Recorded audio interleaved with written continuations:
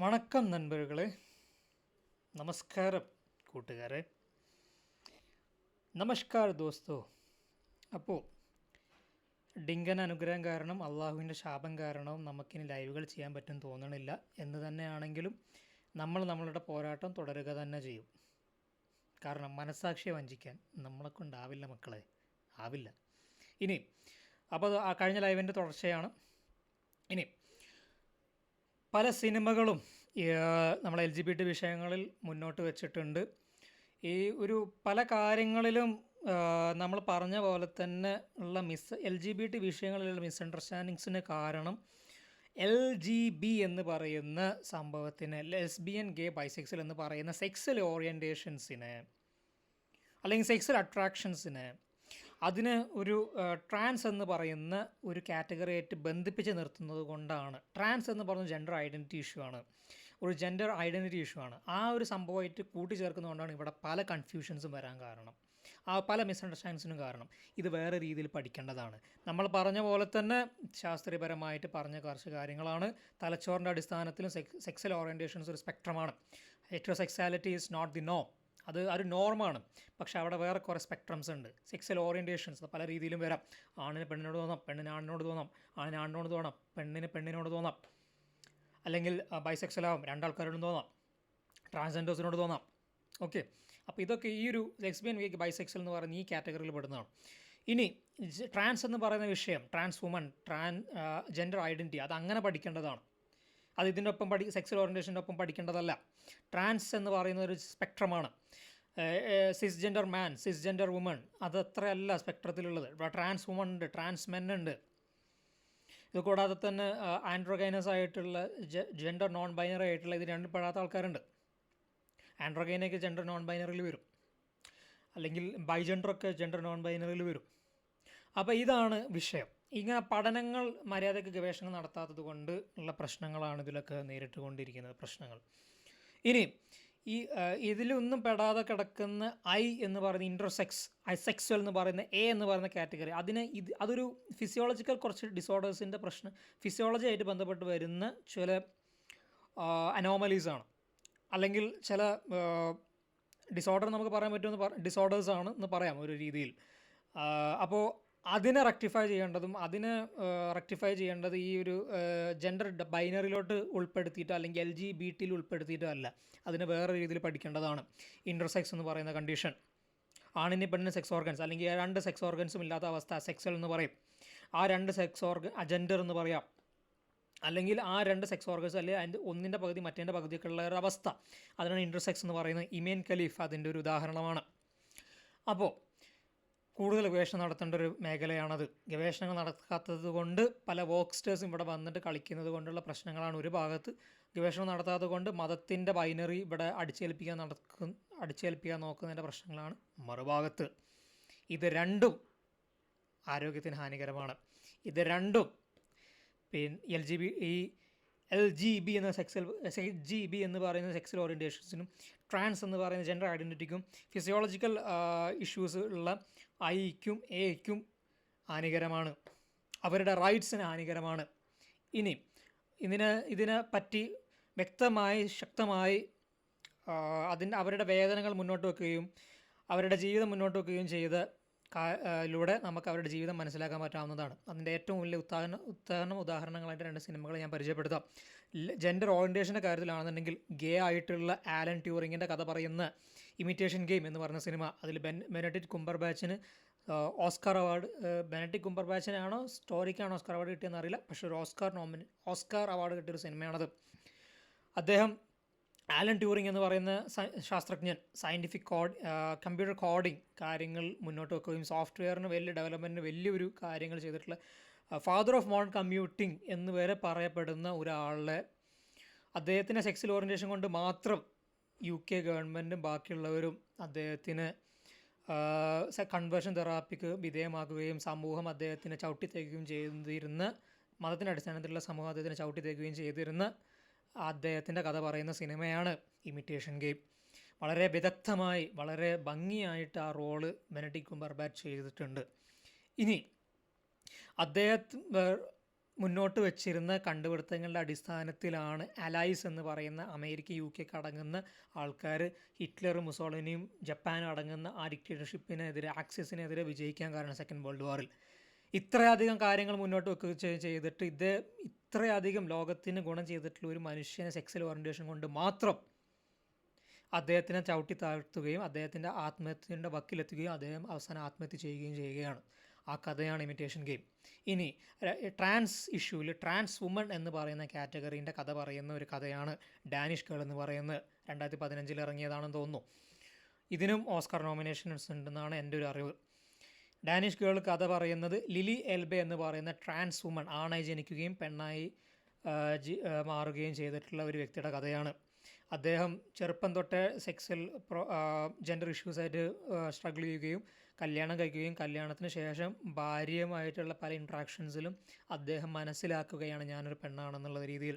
എനിക്ക് പെണ്ണിൻ്റെ തലച്ചോറാണ്, ഞാനൊരു പെണ്ണാണെന്ന് പെണ്ണിൻ്റെ മനസ്സാണ് എനിക്കുള്ളതെന്ന് അദ്ദേഹം മനസ്സിലാക്കി അദ്ദേഹം മാറുന്ന ഒരു കഥയാണത്. കുറേ മുന്നേ നടന്നിട്ടുള്ളൊരു കഥയാണ് അത്. ആ കഥ ലിലി എൽബേൻ്റെ കഥയാണ് ഇവിടെ പറയുന്നത് ഡാനിഷ് ഗേളിൽ.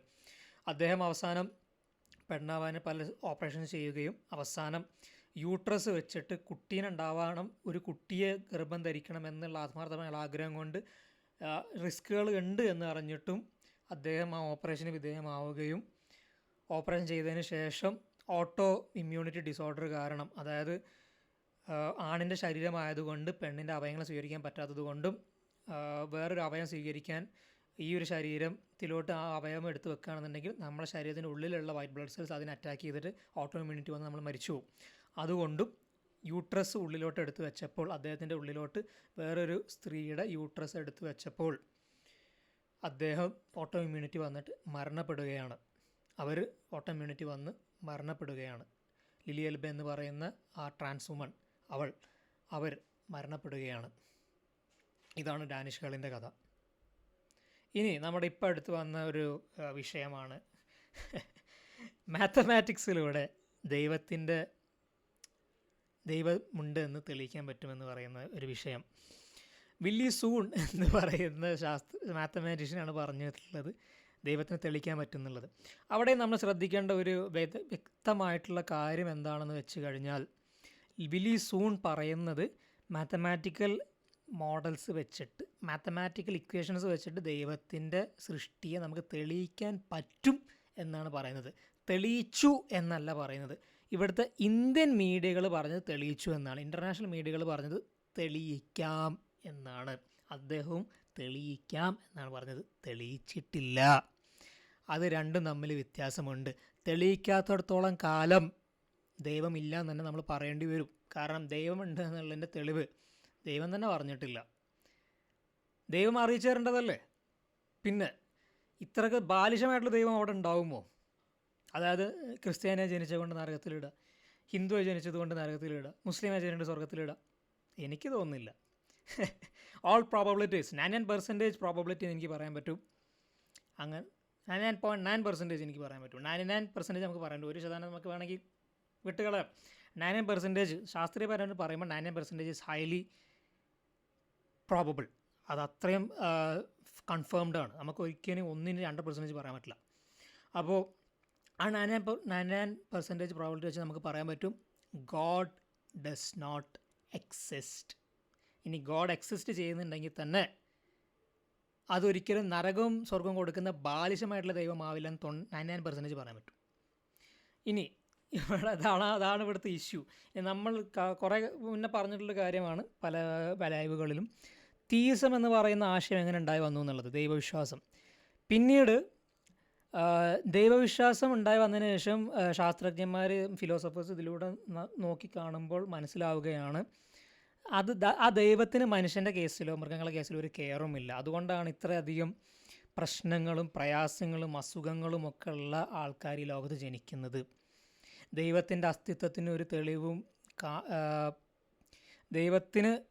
തെളിവുമില്ല. അല്ലെങ്കിൽ ദൈവം ഉണ്ടെങ്കിൽ ഈ പറഞ്ഞ രീതിയിലുള്ള പ്രശ്നങ്ങളും പ്രയാസങ്ങളും ദുരിതങ്ങളും ക്രിസ്ത്യാനി ആയതുകൊണ്ട് തല വെട്ടുകയും ഹിന്ദു ആയതുകൊണ്ട് തല വെട്ടുകയും കാഫിർ ആയതുകൊണ്ട് മുസ്ലിങ്ങൾ തല വെട്ടുകയും ചെയ്യുന്ന രീതികൾ ഉണ്ടാവുമോ എന്നുള്ള ചോദ്യം പ്രസക്തമായ ശാസ്ത്രജ്ഞന്മാരുടെയും ഫിലോസഫേഴ്സിൻ്റെ ഉള്ളിൽ വരുന്നിട്ടാണ് അവർ ഈ സിദ്ധാന്തം മുന്നോട്ട് വെക്കുന്നത്. ഏതാണ് ആ സിദ്ധാന്തം?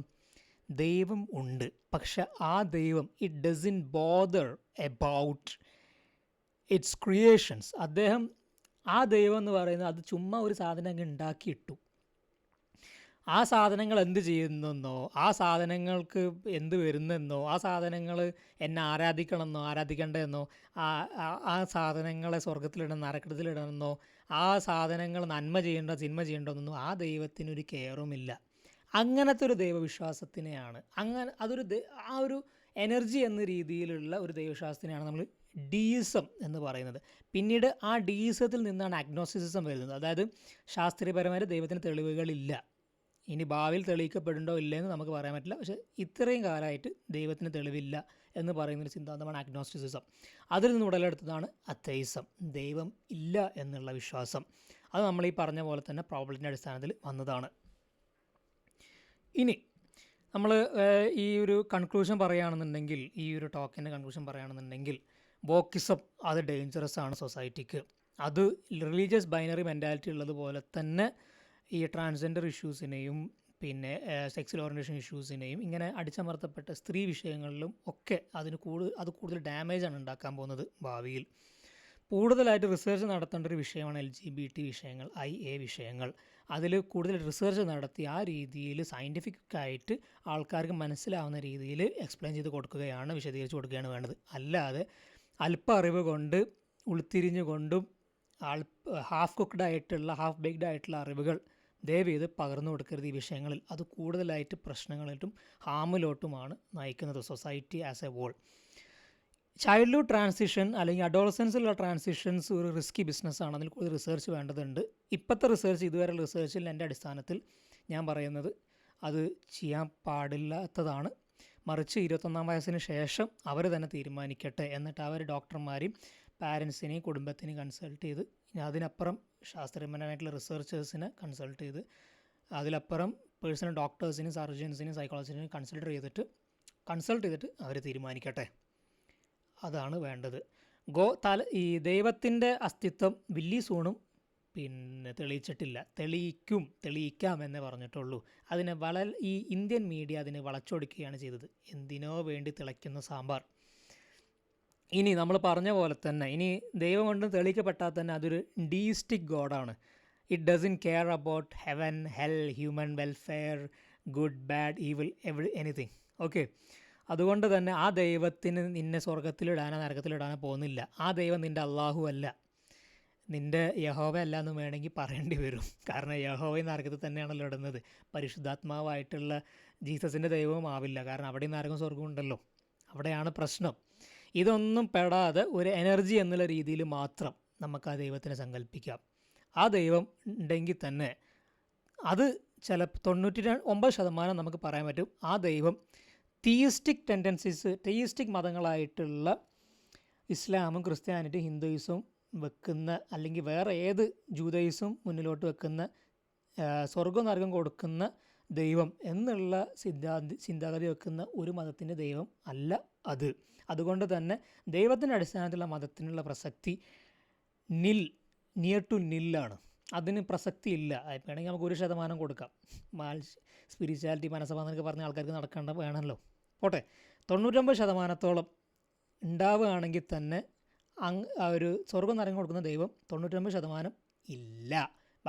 99% അങ്ങനെ ദൈവം ഉണ്ടെങ്കിൽ തന്നെ 99% ആ ദൈവം it doesn't care about anything. അദ്ദേഹം ചുമ്മാ ഒരു സാധനം സൃഷ്ടിച്ചിട്ടിട്ട് ചുമ്മാ അങ്ങനെ നോക്കിയിരിക്കുക, അങ്ങനെ എൻജോയ് ചെയ്തുകൊണ്ടിരിക്കുക, അത്രേ ഉള്ളൂ. വേറെ ഒന്നുമില്ല.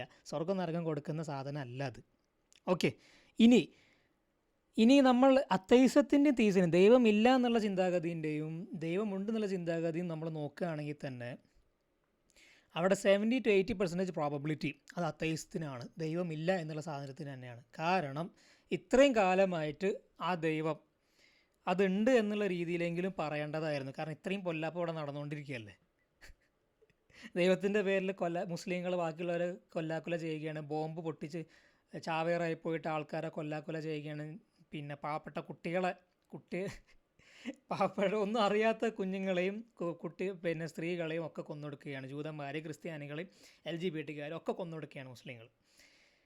അപ്പോൾ അത്രയും ചെറ്റത്തരം ദൈവത്തിൻ്റെ പേരിൽ ചെയ്യുന്നുണ്ടെങ്കിൽ ആ ദൈവം ഉണ്ട്, അത് ഏതാ ദൈവം എന്ന് ആ ദൈവം പുറത്ത് കാണിക്കേണ്ടതാണ്. അത് ഇതുവരെ കാണിച്ചിട്ടില്ല. ഇനി ആ ദൈവം ഉണ്ടെങ്കിൽ തന്നെ ആ ദൈവം ഈ പറഞ്ഞ പോലത്തെ omnibenevolent, omnipotent, omniscient ആണെന്നുണ്ടെങ്കിൽ, ഒമ്നി പൊട്ടൻ്റ് ഒമ്നി സിയൻ്റ് ആണ് നമുക്ക് ഓക്കെ പറയാം, അപ്പോഴും പ്രശ്നമാണ്. പക്ഷെ ഒമ്നി ബെനവലൻ്റ് ആണ് ആ ദൈവം എന്ന് പറയാൻ പറ്റില്ല.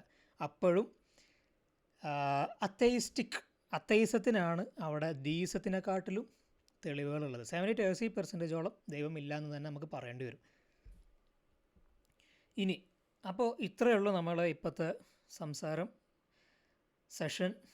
ചോദ്യോത്തരങ്ങൾ നമുക്ക് ഇപ്പോൾ എടുക്കാൻ പറ്റില്ല, കാരണം ലൈവ് സെഷൻസ് യൂട്യൂബ് എന്നെ സമ്മതിക്കുന്നില്ല. അപ്പോൾ എന്നിരുന്നാലും കേട്ട് ശ്രവിച്ച ശ്രോതാക്കൾക്ക് നന്ദി, നമസ്കാരം. ഡിസ്കഷൻസും കമൻസും ഡൗട്ട്സും ഒക്കെ നമുക്ക് തുടരാം. അല്ല, കമൻസിൽ വന്ന് സംസാരിക്കുക, എന്നോട് ചോദ്യങ്ങൾ ചോദിക്കാൻ ഞാൻ റെസ്പോണ്ട് ചെയ്യും. ആ രീതിയിൽ നമുക്ക് വീഡിയോസും നമുക്ക് മുന്നോട്ട് കൂടുതലായിട്ട് ചെയ്യാം. അതുകൊണ്ട് നമ്മൾ ലൈവ് കമൻറ്റിൽ വരുന്നില്ല എന്ന് വിചാരിച്ചിട്ട് ദയവേത് കമൻറ്റ് ചെയ്യാതിരിക്കരുത്. കമൻറ്റ് ചെയ്യുക, ലൈക്ക് ചെയ്യുക, ഷെയർ ചെയ്യുക, സബ്സ്ക്രൈബ് ചെയ്യുക. Thank you so much.